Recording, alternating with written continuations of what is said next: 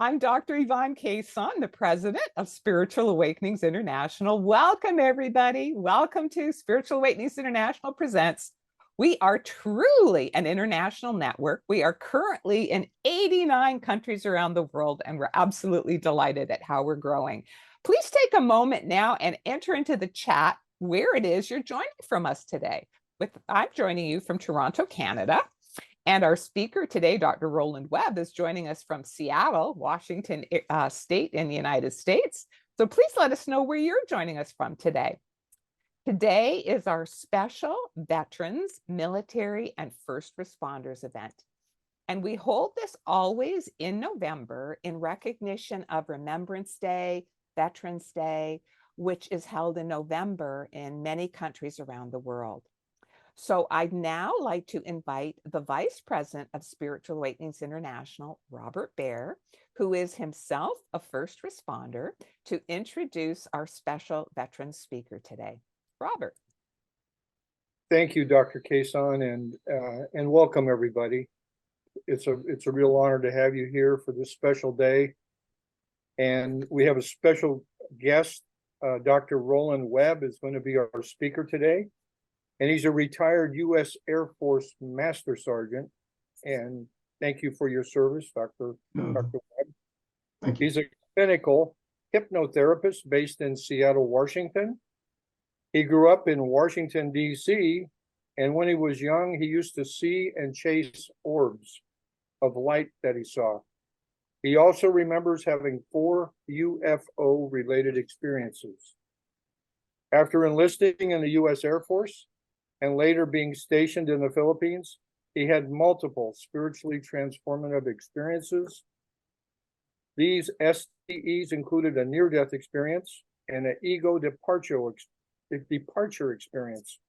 These experiences opened his heart, enabling him to grow spiritually, heal, and teach, helping many others. Roland later became a meditation guide, an instructor, and a quantum hypnotherapist. And please welcome Dr. Roland Webb. Thank you for being here. Thank you so much. Thank you so much. My name is Roland Webb. Just like Robert said, I grew up in Washington, D.C.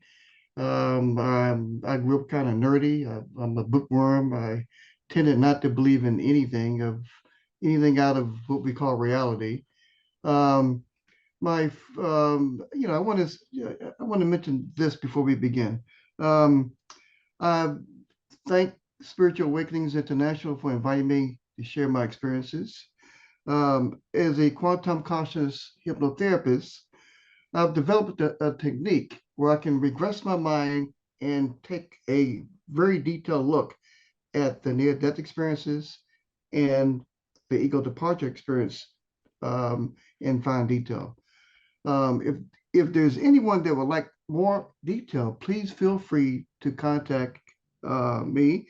Reach out to me through www.inihypnosis.com, and you can get all the details you like. Thank you. Okay, let me start this off initially with what happened to me. Probably in 1987. This is years ago. I was stationed in the Philippines. I was talking to my wife one night around midnight. We were just shooting the breeze. We were talking, and you know how couples talk. As we were talking, she began to fade off to go to sleep. I began to fade away into sleep, but I was completely aware. I was not completely asleep. I was in the hypnagogic state, which is between wakefulness and sleep. My mind was alert, but I was beginning to fall asleep. All of a sudden, for some unknown reason, my mind went zoom, and I zoomed through this tunnel. And in this tunnel, I popped into this woman's head. And I said to myself, I could not understand how I could pop into a woman's head. She was a middle-aged woman. I was in my early 30s at the time. Um, she was middle-aged in England at a card table, a round card table. There was a fifth of Jack Daniels, and I'm not a drinker.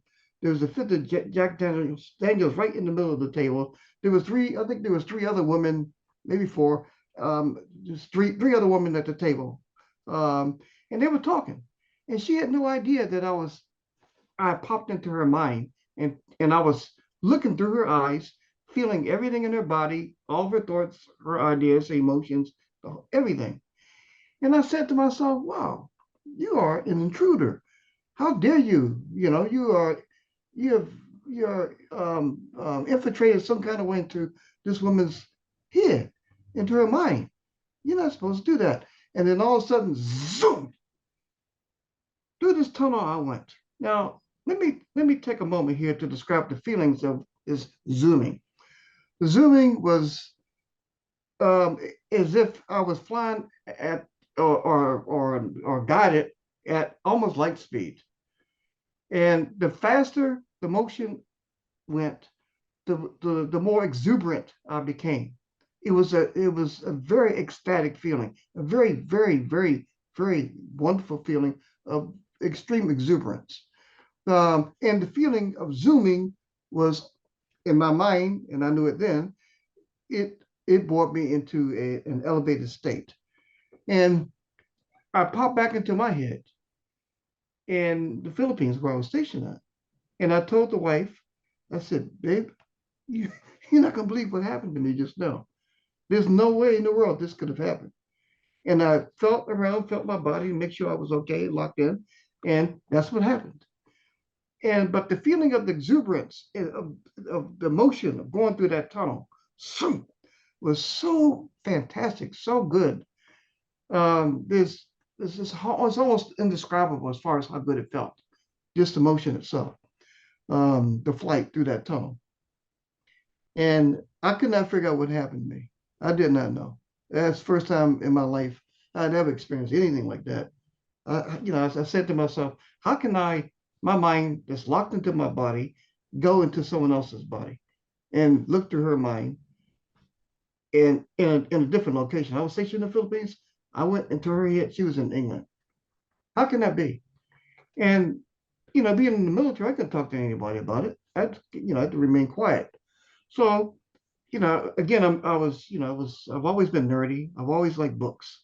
Since the time I was 5 years old, I always loved books. I'm a bookworm. I like to read, like to research. And I said to myself, well, the best thing you can do is to figure out what happened without bringing the subject up, because I didn't want to bring it up to anyone on base, because I didn't want anyone to think I was, losing my mind or anything. So luckily I was stationed at Clark. Clark at that time was the largest overseas Air Force base in the world. And they had a very big, extensive library, a base library. So I said to myself, well, let me figure out what happened. Let me research it. Let me see if anyone else has reported anything like this at all. So day after day, I would get off work, stop past the library, and go through the books. And I couldn't find anything for the first couple of months.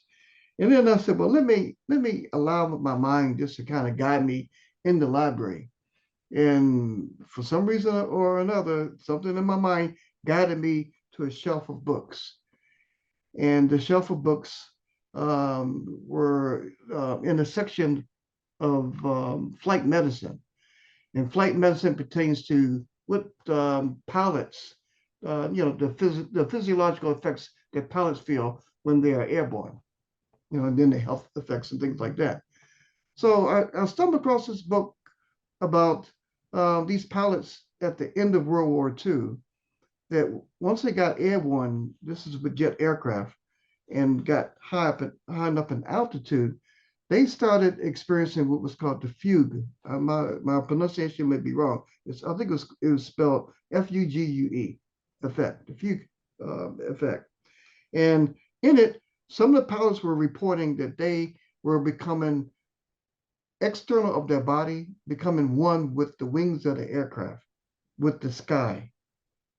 And if I remember right, there was actually it may have been a couple of aircraft accidents related to this. Might be wrong though.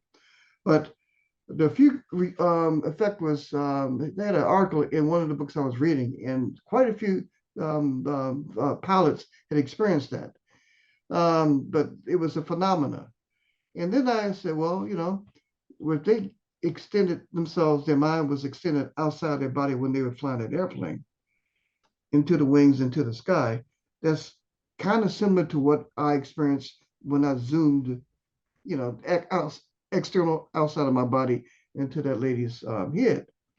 So I kept on researching, and then I moved to my mind took me to another section of the library, and I stumbled across another book, and it was written by this guy. I forgot the author's name, but anyway, the narrative of the book was this guy's walking down the road, and all of a sudden, either he stumbled or he ran across a download of information. And the download of information came in scripts, in some kind of ancient script. And in it, he had what was called an out-of-body experience. And that was the first time I'd heard of the term out-of-body experience. And then I looked up the word out-of-body experience, went to the library, and I found some other books. There was another book written by an author by the name of Robert Monroe. And the title of that book was Journeys Out of the Body. And I researched that, and I said, wow, it looks like what happened to me was an out-of-body experience. And then I said to myself, why did it happen? So it formed a burning interest in me to try to get more and more information relating to how this change of reality or change of location could affect my mind, allowing me or enabling me or dislocating me into someone else's head, body, and then coming back, particularly the flight through that zooming through that tunnel. And the exuberance, again, it was such a good feeling. It was almost addictive.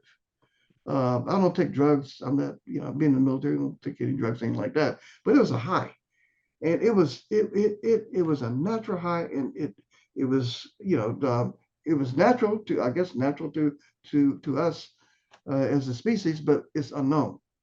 Okay, it was unknown to me. Anyway, I continued my research. The whole subject perplexed me. I didn't talk to too many people about it. I didn't want people to think I was, a little bit off or whatever. So about a year or so later, the more research I did into the subject of out-of-body experiences, and the more educated I became about things that other realities outside of the body, I looked at something that I would be interested in, and I've always had a lifelong interest in astronomy. So I went to the library. This is about a year after the out-of-body experience. I went to the library, and the Philippines is hot. It's a very hot tropical environment, and I had short sleeve fatigues on, military uniform fatigues, and I came out the library. Well, I got a book called Total Meditation, and checked the book out, came out the library, and I noticed that the sun burnt my skin. And, I'm brown complexion. And I said, wow, I never had this issue before with the sun prickling and burning my skin, And I said, well, the sun is 93 million miles away. It takes 8 minutes for the light to get from the sun to the earth. Well, those light rays from the sun are very powerful. Anytime they burn my skin. And, I said, wow, the sun is, it's a star, it's powerful, but it's surprising they would burn me. So I kind of left it alone. I had a couple of strange dreams after that. And just strange dreams, after that. And then we started having military exercises. These were, I don't know if they were real world military exercises or just periodic exercises, but we had aircraft come in. I'm an aircraft inspector at the time, and environmental manager. I wore a lot of hats, QC, all that. But anyway, we had aircraft from Japan, Korea, the Philippines, and other places come in, and they were doing tactical exercises and for about 2 weeks. So again, the Philippines is during that time, August, 1988. It was probably close to about 90, between 90 and 100 degrees. On the tarmac, on the flight line, where the aircraft were parked, on that cement, and with the hot exhaust from the aircraft, we're probably looking at above 100 degrees in temperature. For some reason, I was probably about a week into the exercise, 12-hour shifts, day in and day out, working and inspecting and doing this and doing that on the flight line. We had F-16 aircraft, and the F-16 aircraft have a chemical that they use called hydrazine. I'm not really sure if that caused the issue or not. I'm not sure. But hydrazine is an issue with the F-16s where if it leaks, if the main landing gear or the nose landing gear leaks the hydrazine, which is hydraulic fluid, you have to evacuate the flight line because it's so toxic. In addition to the hydrazine, there are so many other chemicals that are being emitted doing aircraft maintenance and doing aircraft takeoffs and landings and all that. I'm not sure what it was, but for some reason, on August 9th, I got sicker than a dog. I was sick. I got very, very sick. And I'm not sure exactly what happened, what it was. Could have been something other than what I was exposed to on the flight line. I'm not really sure to this day. But I came home sicker than a dog. I was sick. And I asked the wife, I said, can you please put a bucket right next to the bed in case I get to the point where I want to throw up. And I just laid down. And I had the book that I checked out from the library, Total Meditation, right next to me. And I think one or two of my sons were on the bed, and either sleeping or lounging on the bed. And I laid down in the bed. And what I remember is some strange sounds coming in my ears. And the sounds were, let me try to duplicate them a little bit. And they were different frequencies. One was, and then the other one was a different frequency. And there were two different frequencies oscillating, going back and forth between the ears. And then after that, my body started experiencing these vibrations. And these vibrations started getting stronger and stronger and stronger. And they began to scare the daylights out of me because I was already nauseated. My head was spinning because I had extreme vertigo. Everything was spinning, the buzzing in the ears, the vibrations throughout the body, the nausea, I had a headache so bad, it seemed like it was crushing my head at the same time. Simultaneously, I said, I don't think I'm going to make it here. And I said, what's going on here? And I tried my best to fight the feeling because I knew something definitely was life-threatening. I didn't know what was going on. And I said, maybe I need to distract myself from all this sickness. Again, the vibrations were bone shaking. They shook, it seemed like they shook every atom in my body, these vibrations, all the bones, all down to the marrow. Every cell, every molecule in my body was just vibrating and shaking. Then in the spinning of the head, round, round and round, over and over again. I said, what in the world is going on? So let me stop right here. I want to stop right here. And then before we go into what happened, I need to put in some details as far as the phenomena and the side effects, because this is some serious stuff. And I don't want anyone to try to duplicate this on their own without knowing really what to expect. Okay. Let me see, get my computer working the right way. The out-of-body experience and near-death experience and the ego departure phenomena and side effects. Again, we talked about the unimaginable acceleration through the tunnel. I experienced, and we'll talk about it, a symbol, a shape, a double pyramid spinning in the inner sky. Okay. A magnetic-like ascension, extreme spinning with extreme vertigo, with terrible headaches, the buzzing in the ears, bone-shaking vibrations throughout the body. And what initiated after that was this a blackness. With my eyes closed, a blackness, blacker than this, the darkest black you can imagine. Okay, and in that from that blackness was a vortex, and the vortex was moving, it was spinning, and it just increased the vertigo that I was experiencing, and increased the nausea, and it just exacerbated the headache. And within that vacuum, well, I mean, within that vortex was a vacuum. It was an irresistible vacuum-like suction, okay, which culminated in me letting go, spiritual motion, repetitious ascension and descension, back and forth, okay, time and space distortions, spatial expansion and contraction. Again, time distortions, a complete difference in time as far as where I went, and the vibrational effects, the intense vibrational effects, and the after effects of the vibrations. Okay. Okay. Now, I want to interject this, and then we can go into the near-death experience. Life's climax is at death. Throughout life, there's always that tension related to dying and death. Let me go back a little bit. Okay. When I was a kid, maybe 4 or 5 years old, we were out there playing with the neighborhood kids. And the kids were teasing me because I was a little bit naive. And they said, oh, everyone's going to die. Your mom and daddy going to die. Your mom and dad are going to die. And I said, no way.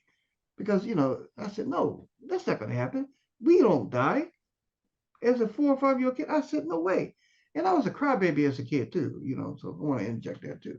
Really, really sensitive, And I came home, I kept on teasing me, oh, you're stupid, you're dumb. You don't know people die? I said, no, people don't die. I didn't believe it. So I ran into the house and I asked my mom and dad and told my mom and dad what the kids said. And my dad sat me down and he said, Roland, it's true, but we all die, people die, living things die. But your mom and dad will not die for a long, long, long, long, long time. So don't worry about it. Okay. And the kids were right. Just like the thing with Santa Claus. They told me there was no such thing as Santa Claus. I didn't believe them. Same thing. But anyway, I was told then that, that we actually die. So let's go back to here. Okay. Life's climax is at death. Throughout life, there's always that tension related to dying and death. But death brings a release of that lifelong tension. And that release is truly essential and spiritually and divinely transcendental. Okay, so let's get back to that vortex. I saw this humongous vortex in my mind's eye. Okay, remember the extreme vertigo from whatever health-wise I was going through. Could have been a chemical exposure. I'm not really sure. The nausea, the extreme nausea, the bucket beside the bed, the vibrations, the spinning, all of that. Okay, and it culminated, and my eyes were closed. I'm still fighting this. The kids were still on the foot of the bed, and with my eyes closed, I saw this humongous vortex, and this vortex is spinning. And it was just making my vertigo even worse. I saw it in my mind's eye, again, my eyes were closed. In the middle of it was a spinning, churning, and swirling black hole. And I didn't know what a black hole was at that time. I didn't, I don't even think the terminology was even prevalent then. The blackness of it all engulfed my soul. And inescapably, my mind, my consciousness was vacuumed towards its center. That really scared the daylights out of me. Eyes closed, you see this big spinning vortex, and something is driving or catapulting your soul toward the center. The blackness of the center was beyond magnetic and captivated all my attention. I couldn't, all my attention was focused on trying not to go into that center of this vortex. Again, this was the sheerest blackness in its totality that this enveloped my entire mind. Okay, I resisted. I fought. I fought and fought and fought. I didn't want to die. I didn't want to go into the center of that vortex. Not at all. But what I remember is at some point after that, my eyes went, okay, and my eyes were closed. My eyes went cross-eyed up all the way back, automatically. It's an automatic thing. I have no idea why and how. But my eyes went this way, all the way back. My eyes were closed. It went back all the way back, period. And when that happened, I let go. I let go. I crossed the void of that vortex. Okay? I let go. I let go of life. I let go of my wife. I let go of my kids. I let go of my family. I let go of all my friends. I let go of all my things. I let go of all my ideas. Everything that I knew, I let go of it all. I let go. Because the energy within that void was so strong and it vacuumed and it pulled me in. Now remember, I'm a bookworm and I'm nerdy and I like to write things down. So I wrote down details. I made a point, okay, of writing down details. I recorded everything. Again, initial recap real fast, came home fatally sick from work, sickness culminated into a near-death experience.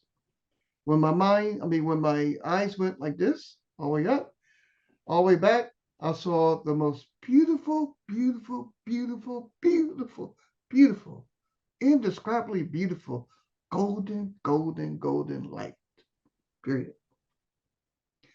In that light was infinite love and infinite ecstasy. Let me try to describe this a little bit, but even though it's indescribable. What I mean by infinite love, the light was infinite love and infinite ecstasy. Was the love that we feel when we fall in love, that we feel, this is a love that was infinite. It was as if you could love every being in this universe. The ecstasy that I've described as ecstasy was infinite. And what I will reveal here, you all adults, ecstasy was like an electrical orgasm that I call ecstasy. And combined, that love and that ecstasy combined into a union with that light.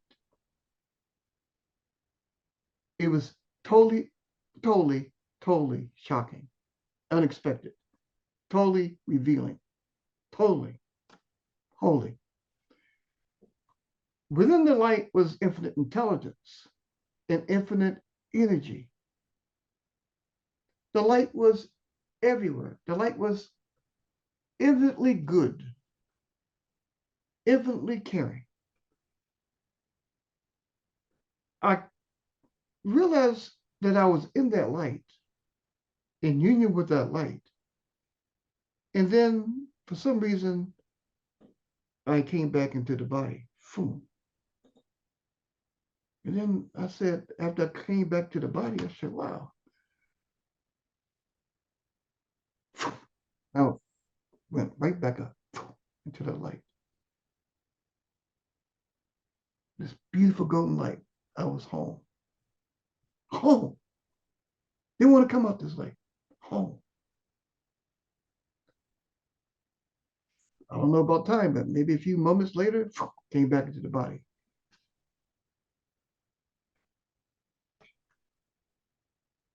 Upon coming back into the body, the vibrations, sounds, my eyes closed. I saw a symbol. This is the symbol I saw. It was a spinning symbol. It was an hourglass-shaped symbol, but it spun, it spun, it spun. In that symbol was an angel. Let me go into some detail. During the near-death experience, at the precise time, an angel, okay, came from the inside of this shape, this double pyramid, okay? She came, and what I mean by she, the double pyramid, seemingly tore a hole in empty time and space.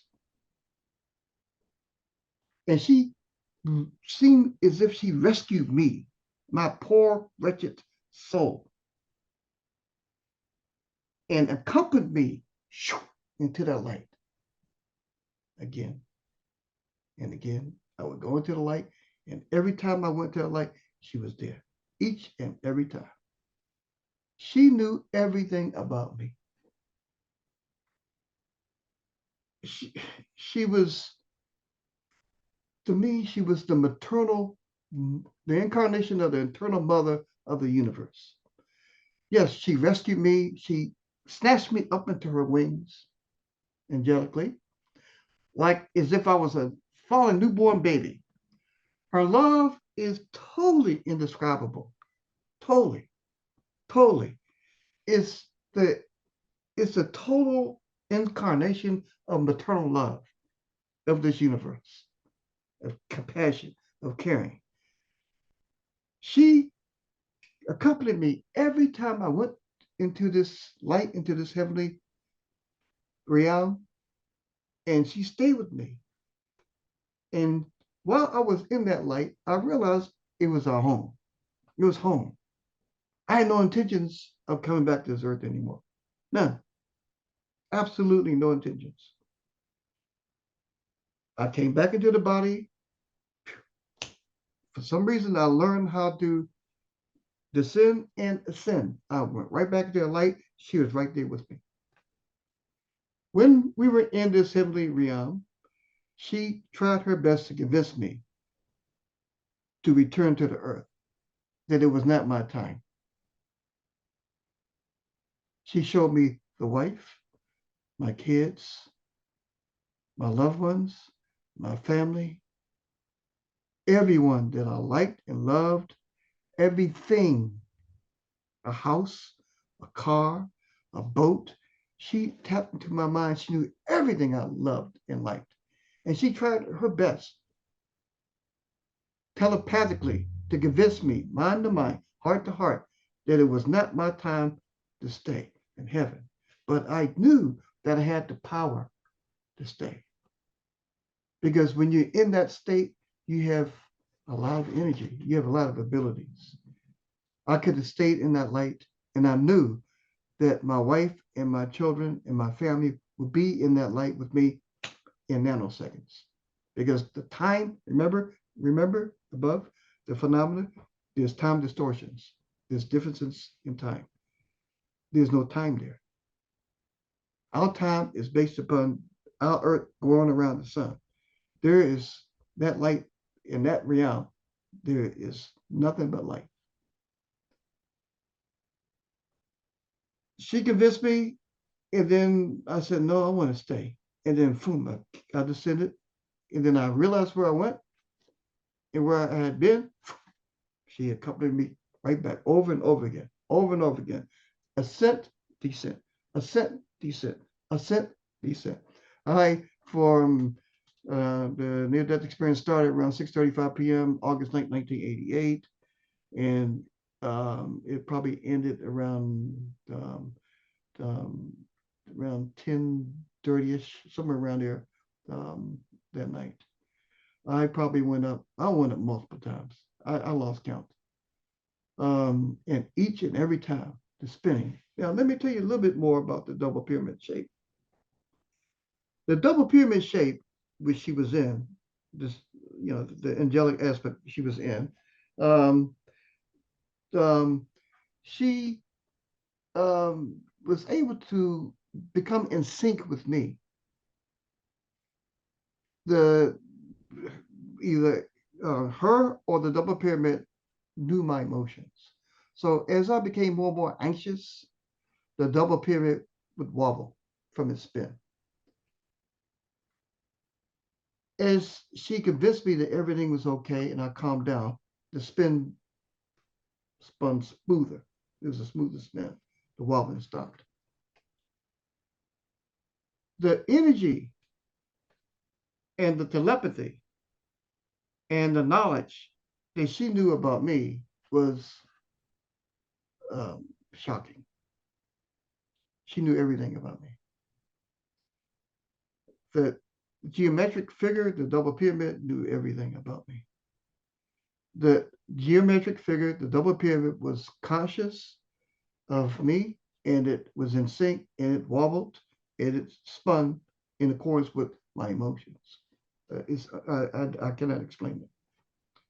Okay, so let's move on. Going up and down, up into the heavenly realm, back and forth, multiple times. At some point in that night, around 9, okay, I was on, gone out the body, going to the light, came, vibrated into the body, went out the body into the kitchen. So what the wife was doing came back. And then I said, let me go and let me ask her to come in and let me try to share this experience with her. So the experience of the near-death experiences was so great because I was going up and back and forth. I wanted to share these experiences with my wife. I want her to share the love. This is infinite love, infinite ecstasy. I want her to share, and I want to share this with her. That way, we could both experience this, and it would seal our eternal love, okay, forever. Something strange happened around 9:55 p.m. As I was trying to explain and try to share this, we both went into a state that's called suspended animation. I have no idea how and why. We both froze. Like I'm talking right now, we stopped talking. She stopped talking. She stopped moving. I stopped moving. Just like that. We were frozen in time, both of us. But I do remember what I was trying to do at that time. At that time, when we were frozen in that frozen state, my mind, my consciousness was still operating. What I was trying to do is I was trying to share with her. I was trying to share with her the experience. Something in me told me additional abilities on how to stay in that light. And one way to stay in the light was to just allow the ego part of ourselves to be eliminated and to allow the process to begin, which involved a regurgitation of sin. It's an automatic regurgitation of sin. This is a process of how the soul can alight in the light and stay in heaven. Okay, now repeat again. There is an automatic regurgitation of sin, which allows the soul, and the soul knows it through its spiritual DNA. It knows when the light approaches, the soul knows what it needs to do to stay in that light. The soul knows as the light approaches what the soul needs to do to alight in that light in order to stay in that light as long as possible. So automatically, that's what I did.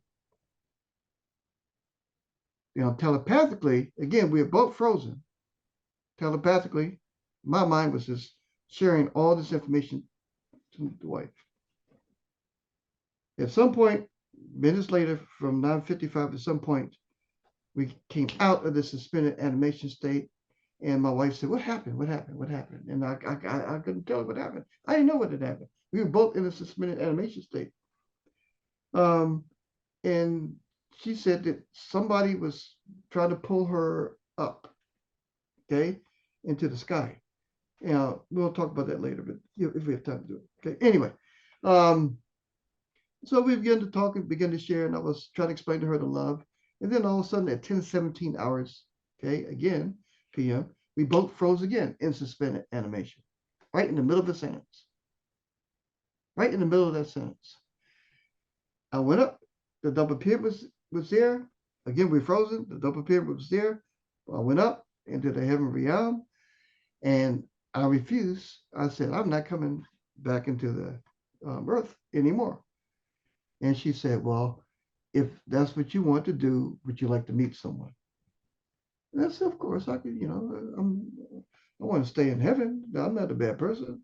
I can meet anyone, So at that point, all of a sudden, 10:17 p.m., again, that vortex right down the center.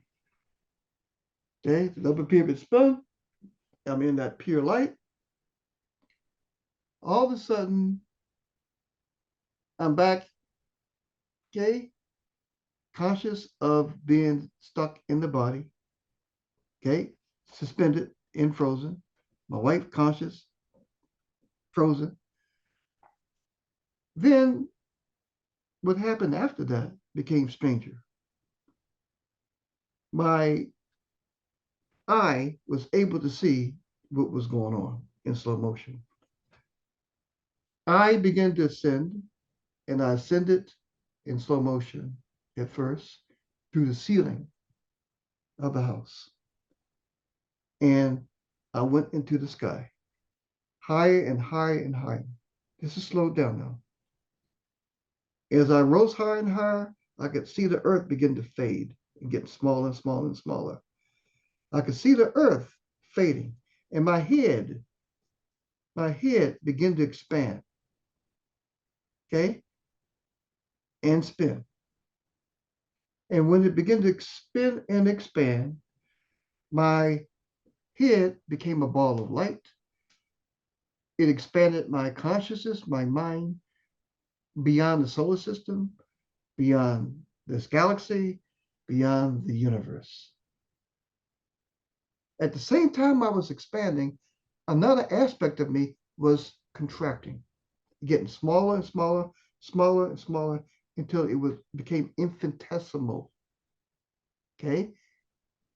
The other aspect of me was expanding infinitely. The other part was contracting, getting smaller and smaller. Weird. That's what I meant when I said there's spatial distortions.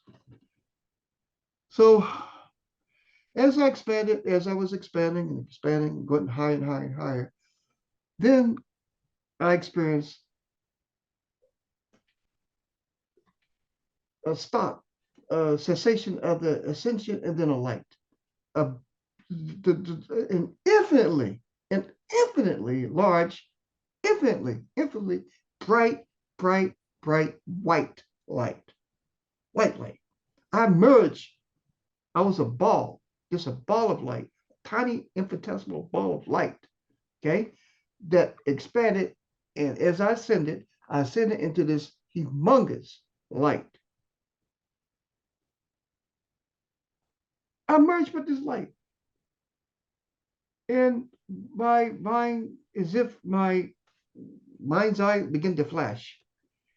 And as it flashed, this light began to flash like a strobe and communicate with me telepathically. And as it strobed and communicated with me telepathically, it knew everything about me. It communicated everything. It knew everything. That was a shock. It knew all my thoughts, all my ideas, all my intentions, all the information that I had ever learned, all my emotions. It knew everything from the time before and the time now. And I said and the light knew why I was there. And I said to the light, can I stay? Because I'm not a bad person. And I began to see a life review. And the light says, okay, let me show you something. And I saw a life review, and I saw myself, I think when I was maybe 5 or 6 years old or something, maybe, and we were in the neighborhood. I grew up in DC, and at that time, my mom and dad lived in an apartment complex. And there were some neighborhood kids, maybe my brothers and sisters and neighborhood kids. And we were running around playing. And I saw myself doing this life review. And there was a kid named Heidi. And Heidi was maybe a year or two younger than we were. And we were going from apartment hallway to the next, one building to the next. And there was a beehive in the corner of the windowsill. And I got a devious idea. The idea said, take that stick, take that stick, and give it to Heidi, and have Heidi smack that beehive. And we all going to run to the apartment complex, right? And I was there. I was doing this life review. I was there doing this. And sure enough, Heidi, he followed us. and he smacked that beehive, and we all ran to the apartment building, and I was the last one to get in, except for Heidi. I closed the door, pushed the door, and preventing Heidi from coming into the apartment building, and all those bees stung poor Heidi. I felt every single beehive. Okay, every bee sting from the beehive, I felt. I felt it as if it was amplified by 100. That's just all over my body. I saw Heidi in pain. I connected with that pain that Heidi was feeling. Every sting, I connected. Heidi uh, opened up the door. He was screaming so bad. His mother and father came out from their apartment, and they were extremely worried because the mother didn't know if Heidi was allergic to bee stings. The father was pissed. The father, they were so furious. My parents came out and they were angry at me too. So angry. I felt all the anger, all the emotions, the disgust, the embarrassment from my parents, the pain, everything. I felt it all. All the bee stings. It seems like my whole body is swelled up from those bee stings. And the light said, well, you want to see more? It's okay. I saw myself at Haynes Point. Haynes Point is it's a park in Washington, D.C. on the Potomac River. And this one, another devious thought. As a kid, I was maybe 7, 8 years old, maybe 9, and maybe the old. And we were on the seesaw, my brother and I, Stanley. And the thought said, "Oh, Stanley's up in the air. Jump off the seesaw." And that's what I did. I followed that thought. And Stanley went up, I went down, Stanley went up, I jumped off the seesaw, bam! Poor Stanley, bam! Hit the ground. I wanted to get the spanking from that. But poor Stanley, he crashed, hit that ground because of me, following a devious thought. I said, oh, that's not good, but I did. And then I saw many good things I've done. I did this, I helped this person, I did that. We lived in a neighborhood with old people, and we were helping the old people doing this and mowing the lawn and clean their dogs and walking them to the store because one was blind. And I saw good things I did too. But those devious things I saw. Then I said to the light, I said, I can stay because I haven't killed anyone. I haven't raped anyone. I haven't committed genocide. I haven't stolen. I haven't done this. I haven't done that. I can stay. And the light said, well, are you sure you want to stay? And I said, yes, please. Please, I want to stay. So the light said, okay, let's go. Let's take you to something. I didn't really want you to see this, but let me show you this. I saw like a array of mirrors. And the mirrors, this area like a hall of mirrors, an area of mirrors. The mirrors an idea is if you have two mirrors, and just say you have 3 mirrors, and you put 2 mirrors together, or you have 2 mirrors, you put them together, and you look at the reflection, and the reflection is an array, okay? And sometimes it goes out in an angle, okay? But that was like that. And in this area of mirrors, the strobing light said, okay, let's go inside the first image. And I was in the first image, zoom. And in it, I was laying down prone on a battlefield during the Korean War, looking through the sight at an enemy soldier. And I said, oh, I don't know if it's Korean or Chinese, and he was looking through his wallet, looking at his wife, looking at his baby. And his wife at that time was pregnant. I don't know how I knew it, but she was. And I said, oh, that's the enemy though. And I pulled the trigger on that, I think it was the M1, whatever kind of rifle it was. Pulled the trigger, that bullet came out that muzzle, slow motion. Hit that enemy soldier, center mass, killed over and died. I felt all the pain from that gunshot. I felt and saw his suffering, him bleeding on that battlefield of what I had done. I felt his wife's grief, her pain, her loss. I felt her unborn baby's grief and loss and emotions. I connected with that entirely. It was so bad as far as the emotional connection of that karma, that the image was just so bad in that first image. The light said, next image, are you ready? And my heart could not take it anymore. My heart, because of what I had done on that battlefield and what I had done in those other potential lives that were on those other mirrors. Those other mirrors, every mirror symbolized a life. And I could see the karma, the good and bad of every single life in each one of those mirrors. Over and over and over and over and over. Life after life after life after life after life after life. I could see it all and feel it all. It connect with it all because they are all connected. We're connected with it all. I could see it, I could feel it, I could experience, I could re-experience it. And I told the light, please, I'm sorry, I cannot take it. And the light do it. And the image faded. And I told the light, well, it looks like it's not my time to stay. It's not my time. I have work to do on this earth.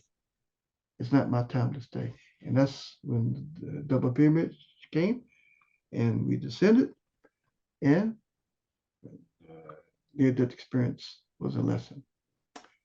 Okay.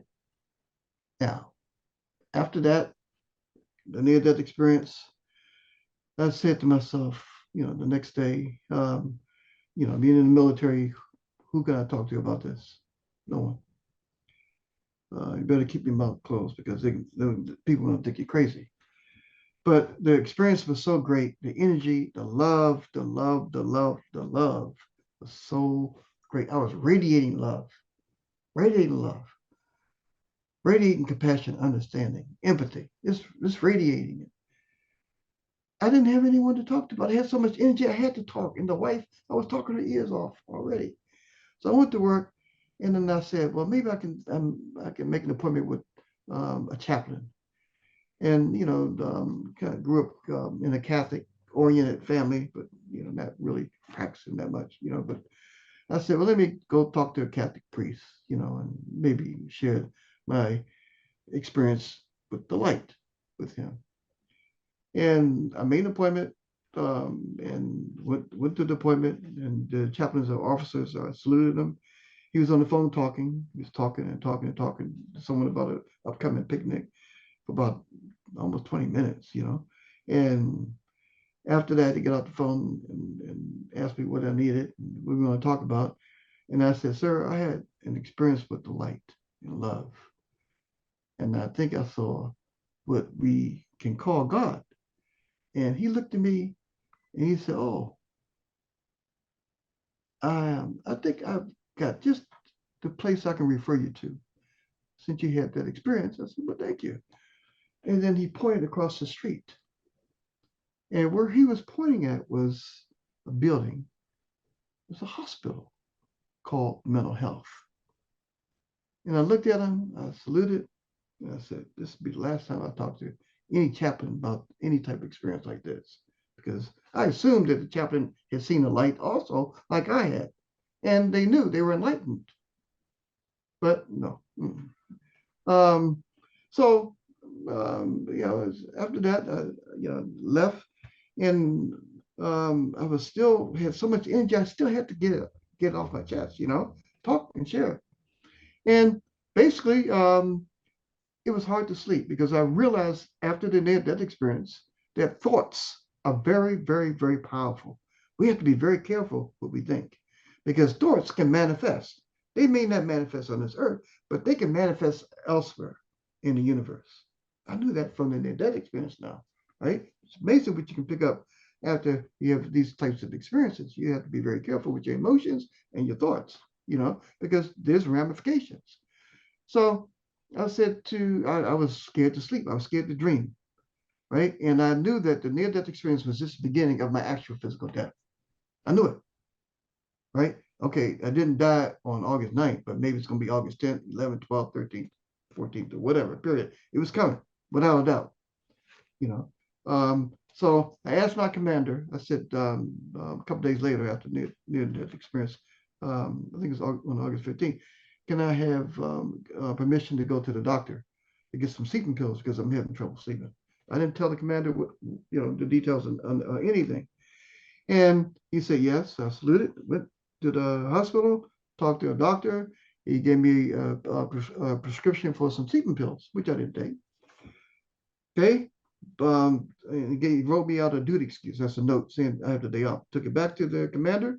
He jumped in my car. It was a 74 Mustang Gear. Love that car. And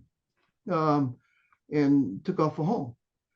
Now, where I was stationed at on base, it was deep into the base. You know, I worked special ops on the base, and it was probably 8 miles from the front gate, the main gate, because we lived off base in the Philippines. So maybe 3, 4, 5 minutes into driving the car, you know, on base, I had this feeling that, oh, Roland, you're gonna die. You're not gonna make it out the gate. Roland, you're gonna die. You're not gonna make it out the gate. It's gonna be, it might be a heart attack, it might be a stroke, maybe a car accident, it may be something else. Could be something that you smelled on, you know, you're exposed to work. I don't know. You're not gonna make it out the gate. You're not gonna make it. You're not gonna make it. When that occurred, what we call the ego in me began to panic. Okay. And the ego said, you know, Roland, you're not gonna make it, you're not gonna make it, you're not gonna make it, not gonna make it, he's not gonna make it, not gonna make it. And after that, guess what I saw? Same double pyramid. Started spinning and it's wobbling, spinning and wobbling, because I was beginning to freak out. Because as I'm driving the car, I knew I was not going to make it out the gate. And she was right there. She came back in the form of that double pyramid to reassure me. But I was freaking out. I'm not going to make it. You're not going to make it. The ego, the mind, the I, the personality, the me kept on saying, you're not going to make it. You're not going to make it. You're not going to make it. And it was convinced me that I wasn't going to make it, period. Because of what happened, you know, the near-death experience just opened up the mechanisms to die. You're not going to make it. This time is for real. So I'm driving the pyramid, wobbling and stuff. I said, I gotta, you know, listen to what she's saying telepathically to calm down. You'll be okay. The pyramid, the double pyramid, smooth, it spin, and all of a sudden the ego began to panic again. It wobbled, the wobbling of the double pyramid, and the ego said, "Sayonara, bye." It left. It left. This is how it left. The ego part of me, the personality and I, it ejected, okay, and it spiraled away into the earth. What was left of me was everything. What was left was an angel. I became an angelic, or what was left was angelic, because the angelic aspect that was me, or operating through my body, was driving the car. And the car seemed as if it was a cloud. The motion was rarefied. It was so beautiful, that motion. It was similar to the zoom, the exuberance.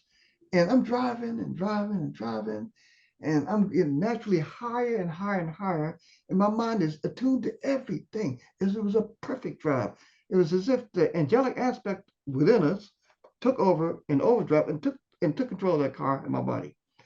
So a minute, 2 or 3 into that, the information flowed into the mind and said, "Oh, you got to feed the body of Roland, because Roland's already departed. He's already dead."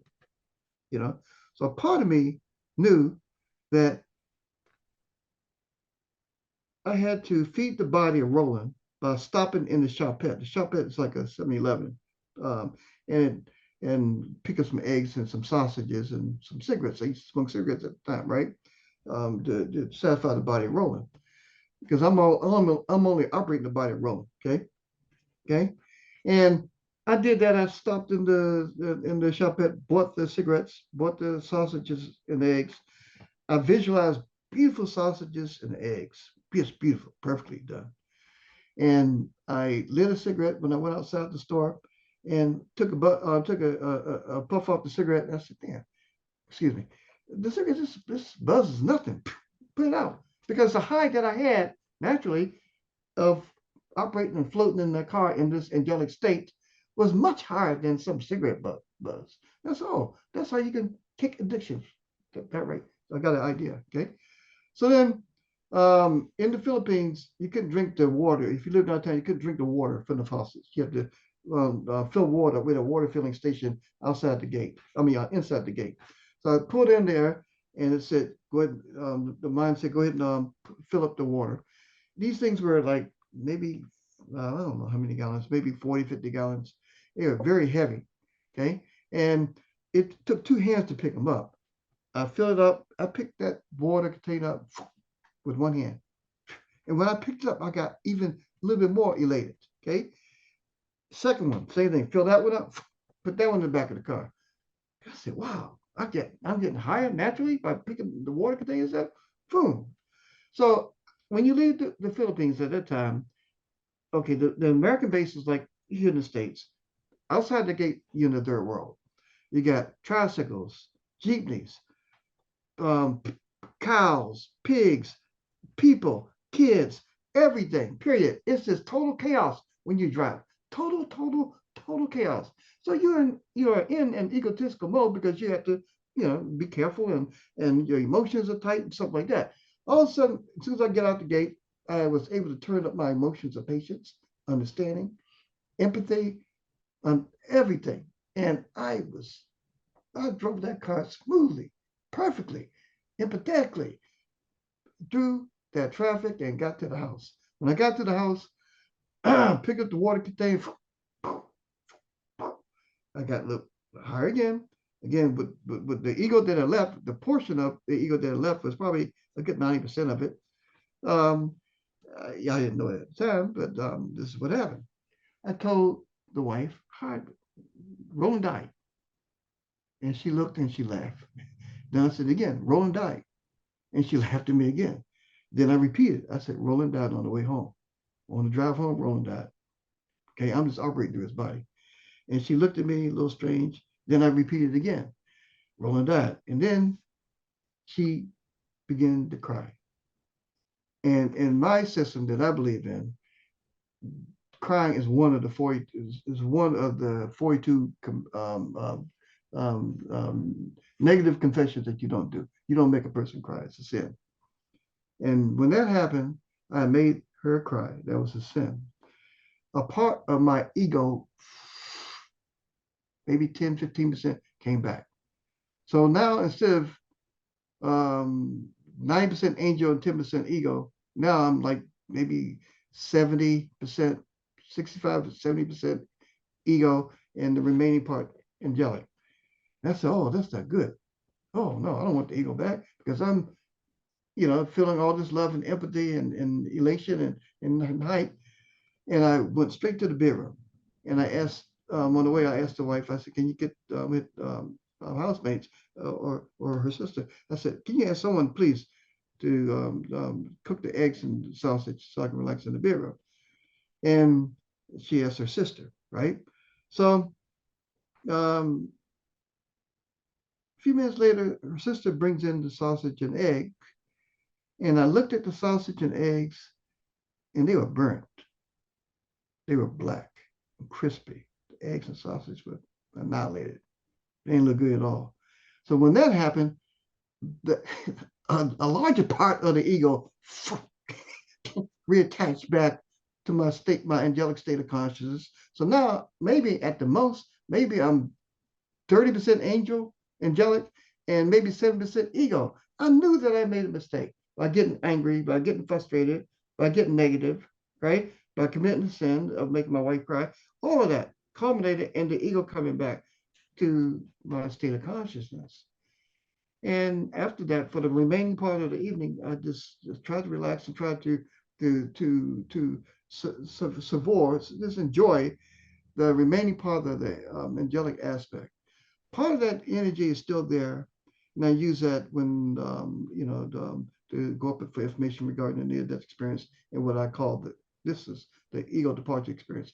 Case in point, the ego is an entity that lives within us. We come to the earth not alone. We come to the earth with a host of composite, I call them composite entities that are attached, that are entangled and infused in what we call our state of consciousness. One of them is, well, maybe not, maybe only one, but maybe several are negative, okay, or negative like. One is the ego. The ego's job is to keep us grounded on this earth, to make sure we're here on this earth long enough to become benevolent. And it takes lifetimes to become a sustained benevolent entity. That's the job of the ego. The ego is also here to protect us, to feed us, to make sure we get to do our basic needs and all of that. Don't get me wrong, the ego has a job, but we also have a soul, we have a spiritual state of consciousness, and we're here to learn.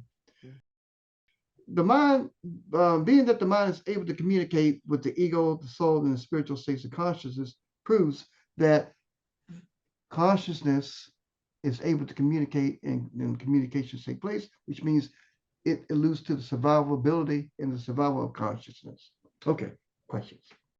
Thank you. Thank you, Dr. Webb. It was fascinating what you're talking about, and a lot of us can relate to parts of it, which include myself. But we're going to start a question and answer period. And if those of you that have any questions, please put them in the chat, and we'll do our best to get Dr. Webb to answer them. I wrote a couple already that piqued my interest. And the first one, can you clarify the double pyramid and why you think it was in sync with you? And also, what was the double pyramid? Okay, let me share this. And it took me a while before I realized what that double pyramid was. During the near-death experience, a certain geometric symbol shape came into being in my state of mind, in my state of consciousness. This is, okay, what I wrote down every aspect of my near-death experience. This, okay, pertains to that double pyramid right there. Okay, and I'll leave it at that. Now, if people are interested, they can research. Okay, now there's a reason why that came. That symbol, the entire symbol, was able to take me out of my body. Period. There's no ifs, ands, and buts about it.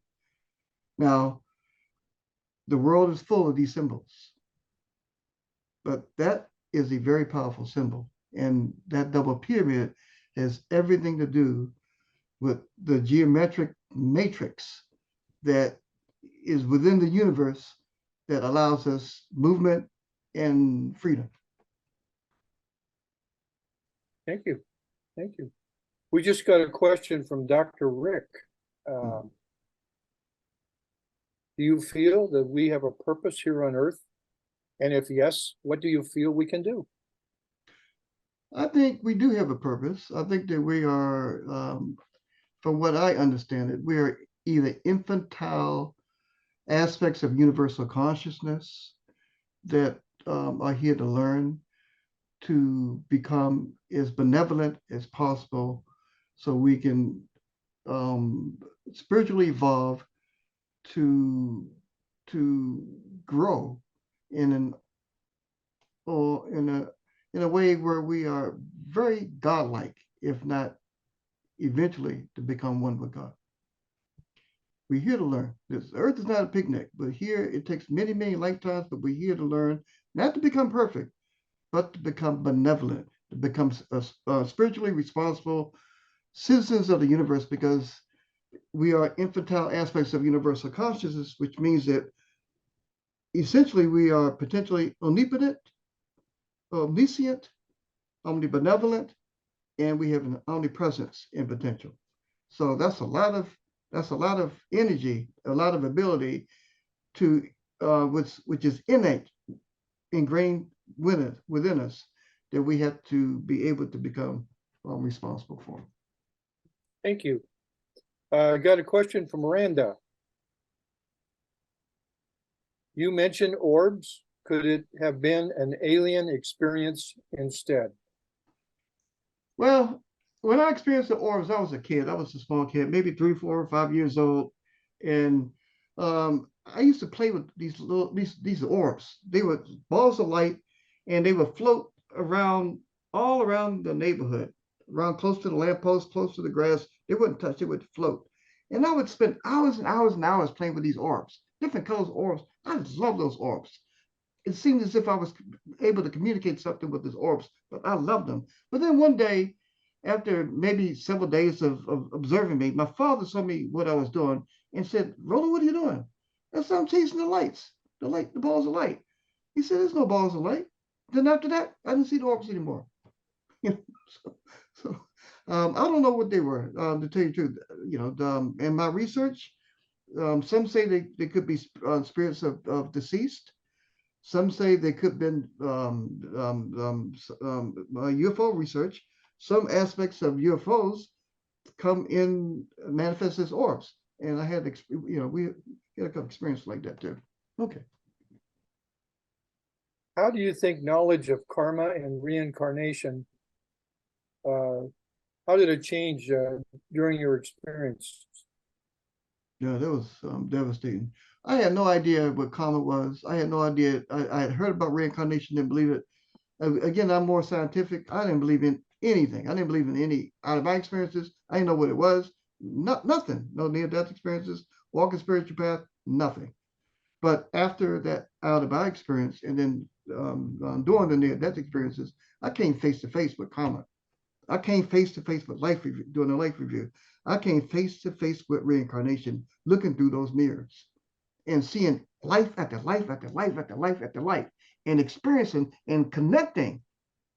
Not only seeing, but connecting with the karma, the good and bad karma experiences in every last one of those images in potential. There's no question that we reincarnate. There's no way in the world we can, in one lifetime, become benevolent enough to be spiritually responsible enough to have command and control and to participate in the creation of this universe. There's no way. No, we cannot do this in one lifetime on this earth. It takes multiple lifetimes for us to one day figure out, hey, we're spiritual beings. We're here for a reason. We're here to be spiritually and creatively responsible. Do you think your life review could have been a reckoning? Yeah, I think so, because it shows that there's a devious part of me, a negative part of me, a part that was prone to follow a stupid, devious thought, even though I was a kid at the time. I thought all along that I was not perfect, but much better than that. But it shows my flaws. It really showed my flaws, and we're here because of our flaws. Nothing's made perfectly. This entropy in the universe, nothing is made perfectly and can last forever. So it showed my flaws. There's a negative aspect of us that is here to evolve too. The ego is supposed to evolve to a soul. The soul should be evolving to a spirit, and we have to help each other spiritually. Pat has a question. Did you have to leave the military following your memory of killing an enemy? Did I have to leave the military? Well, this is during the Korean War. That past life of me being a soldier was in the Korean War. I was born in 1954. So the Korean War ended in 1953. Yes. So it wasn't that, and I thought it was my father. For a long time, I thought it was my father. And it could have been my father, but I was locked in. But I still believe without a shadow of a doubt, because of the connectivity of the pain and the vibrations of the suffering of the karma, the pain of the bullets and the grief. There's no way to roll. How can that come out of your imagination? You know? How? So no. You know, you got to experience it to believe it.